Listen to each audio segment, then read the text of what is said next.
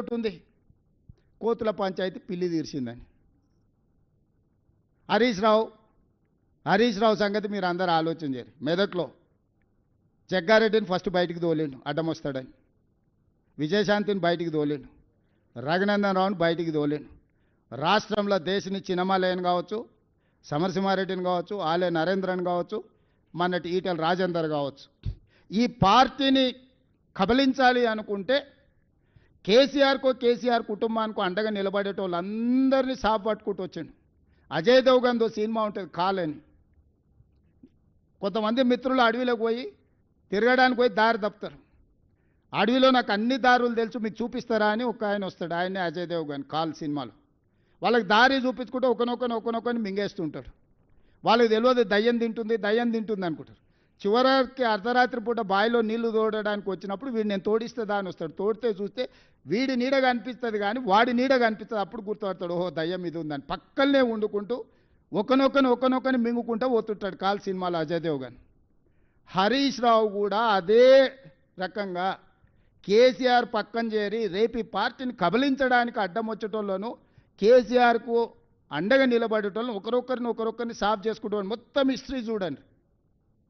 పోయిన వాళ్ళందరూ కేసీఆర్కు లాయల్గా ఉన్న వాళ్ళే బయటికి పోయారు.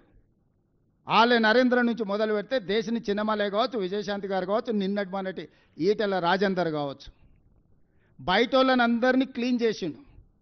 ఇంట్లో కేటీఆర్ కవిత కలిసి ఉంటే తిరుగుబాటు జరిగినప్పుడు వాళ్ళిద్దరు ఒకటి ఉంటే సమస్య అవుతుందని ఇద్దరి మధ్యలో పెట్టి కవితను కూడా బయటికి దొప్పించిండు హరీష్.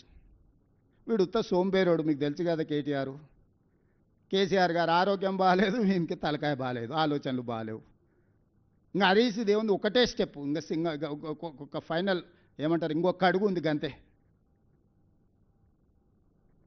వెనకటికి కోతుల పంచాయతీ పిల్లి తీర్చింది అన్నట్టు ఈ రెండు కోతులు కొట్లాడుకుంటే ఆశ పంపకాల మొత్తం రొట్టె అటు కొంచెం ఇటు కొంచెం మొత్తం తినడానికి హరీష్ మొత్తం సిద్ధం చేసుకొని పెట్టుకున్నాడు. వీళ్ళ తెలంగాణ రాష్ట్రాన్ని కాపాడేది, వీళ్ళ తెలంగాణ రాష్ట్రానికి ప్రతినిధులు, వీళ్ళ ఈ నగరానికి భద్రత కల్పించేది, వీళ్ళ ఈ నగరాన్ని అభివృద్ధి చేసేది, వీళ్ళ సమన్వయము, ఈ బ్యాడ్ బ్రదర్స్ సమన్వయము మెట్రో ఆపడానికి, మూసీ ఆపడానికి, రీజనల్ రింగ్ రోడ్ ఆపడానికి, రేడియల్ రోడ్స్ ఆపడానికి, ఫ్యూచర్ సిటీని ఆపడానికి, వరంగల్ ఎయిర్పోర్టును ఆపడానికి, ఆదిలాబాద్ ఎయిర్పోర్టును ఆపడానికి, వీటిని ఆపించడానికి బ్యాడ్ బ్రదర్స్ కోఆర్డినేషన్ ఏంది?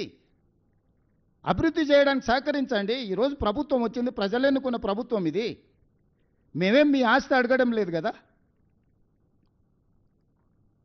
ఈ కక్ష ఏంది? అందుకే విజ్ఞత కలిగిన జూబ్లీహిల్స్ నియోజకవర్గ ఓటర్లను నేను విజ్ఞప్తి చేస్తున్నా, మీ సమస్యల్ని నగర అభివృద్ధిని చేసే బాధ్యత నాది. 10 సంవత్సరాలు అండగా నిలబడండి.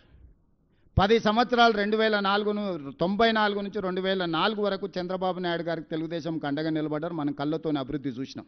2004 నుంచి 2014 వరకు కాంగ్రెస్ పార్టీకి రాజశేఖర రెడ్డి గారికి అండగా నిలబడ్డారు, అభివృద్ధిని చూసినాం. 2014 నుంచి 2024 వరకు మోడీ కేసీఆర్కి అండగా నిలబడ్డారు, విధ్వంసాన్ని చూసినాం.